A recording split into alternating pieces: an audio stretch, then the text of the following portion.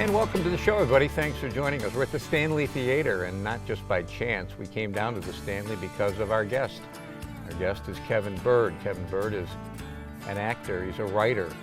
He's an advocate for people with cancer and trying to keep people from getting cancer. And it's good to see you again, my friend. Oh, it's a great honor to be on Joe Kelly's show. Well, you're welcome to be here, and I'm happy you're here, and you've come a long way to be here. Where do we begin? Former Utican, and I'm going to show my age now, probably your age a little bit too, because I remember when you were with the Rhythm Lights. Yes, sir. Yeah, when was that?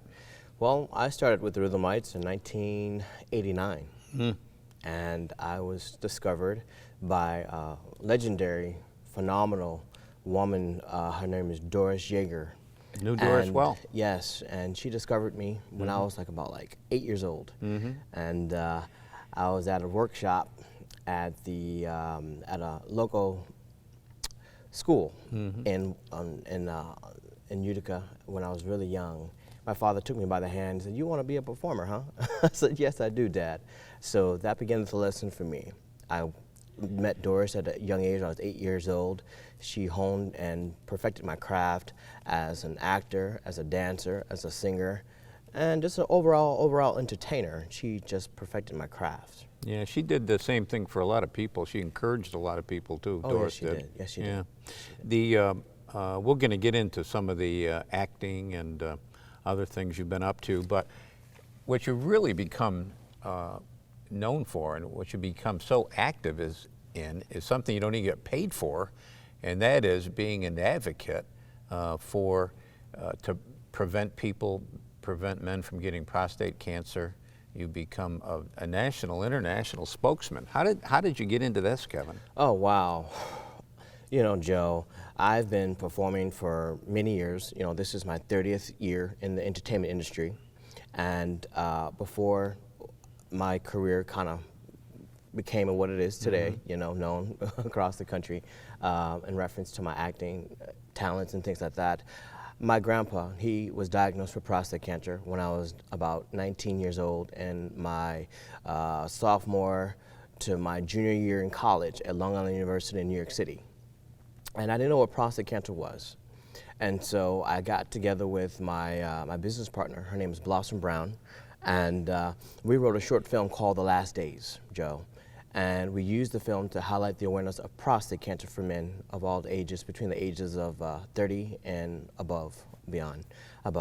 And we did The Last Days, and we promoted The Last Days. And then from The Last Days, my grandpa died when we were getting ready to screen it at the Spike Lee Screening Theater at Long Island University. He died of prostate cancer. And I decided to be a voice, you know, and I was only 19 years old when he died. So I didn't know what prostate cancer was. Like I said, we did The Last Days, and then after The Last Days, I did an off-Broadway one-man show called Release. And then it's an off-Broadway one-man show. It went from off-Broadway to off-Broadway to off-Broadway in New York City. And then from that, it just went from different heights and different levels, and then we became more recognized with the off-Broadway one-man show Release, and then we toured with The Last Days, the one-man show, and then the movie, and then I said, you know what, I think we have a lot of leverage now. People are wanting to hear more about prostate cancer, so we started the nonprofit called the Brown Byrd Foundation. So that was you and Blossom Brown? Blossom Brown, yes, that is correct. Now, tell me about Blossom. Is she still living? Yes, Blossom is living. She lives in New York City. She's my business partner for the past 25 years.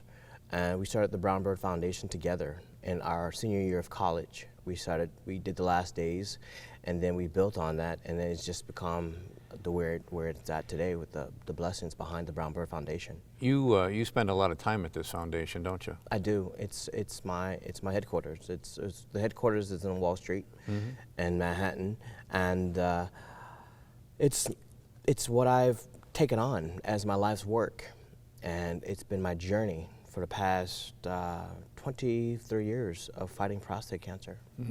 And you go around and you do a lot of speaking. Is there a message that you try to give when you get to these venues to these men? Yeah, I do. I let them know that prostate cancer is a really major insidious disease that's killing, it's the #1 killer disease for the African American male community, and the second leading cause of death for all men of all nationalities. And I convey the message of healing through testing, the 2 tests that you could take, the DRE and the PSA. Go see your urologist, go see your physician on an annual basis, eating healthier, practicing eating healthier, dieting, exercising, things like that, seeing your annual physician on a regular basis, and just changing your overall lifestyle. I was looking at your foundation's webpage just today. Nice webpage. Thank you. Yeah, and what I liked about it too was people can give to this if they want to. Oh, yeah. And you can give, there's one click, you can do as little as $1 if you want. That is correct. Yes, you can donate as little as $1 to the Brown Byrd Foundation. My mission for the Brown Byrd Foundation is not to live some lavish lifestyle or be rich and famous. It's just to save lives. So I wanted to make sure everybody can contribute and give to the Brown Byrd Foundation. That's why I said only give as little as $1 to the Brown Byrd Foundation. Are people doing that? Oh, yeah. Yeah, people are giving, but we need more help. We need more help. We need more people to give to the Brown Byrd Foundation for the work that we're doing, not just nationally and not locally, just nationally, but internationally.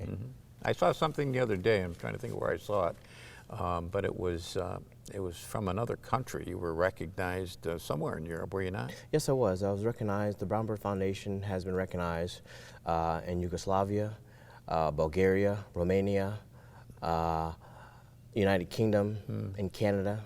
It's been recognized across the country as well as the United States as well. Good for you. When we come back, we'll talk a little bit more about the Brown Byrd Foundation, but we'll also talk a little bit about acting and writing and things like that.